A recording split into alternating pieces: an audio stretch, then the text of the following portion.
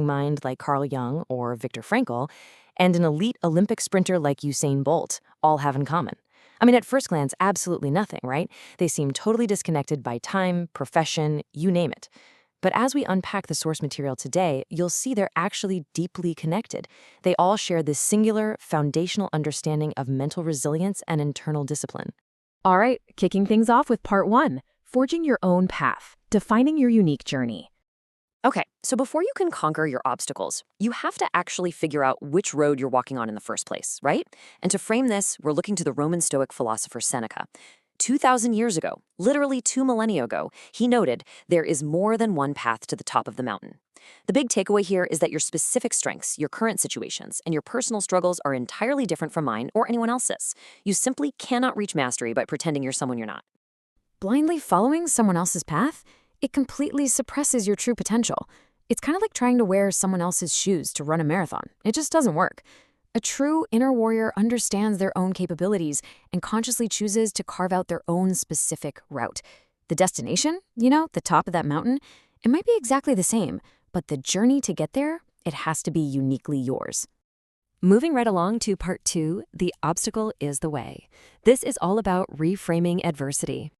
So once you actually start walking that unique path of yours, you're inevitably going to hit some roadblocks. It's a given.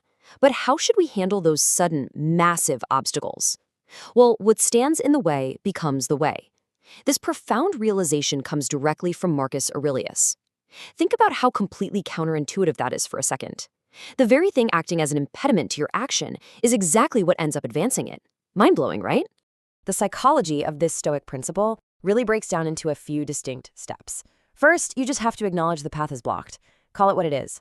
But step two is where the magic actually happens. You lean in.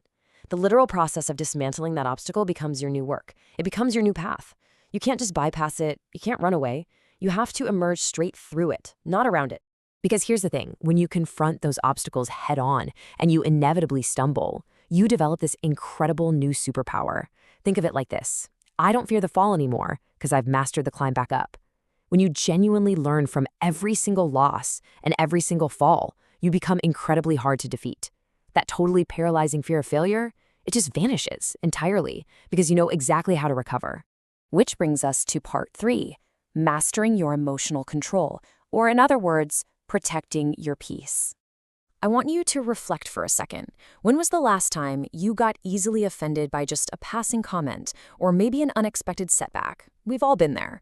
But remember this, anyone who can trigger you can manipulate you. Experiencing emotions isn't a weakness,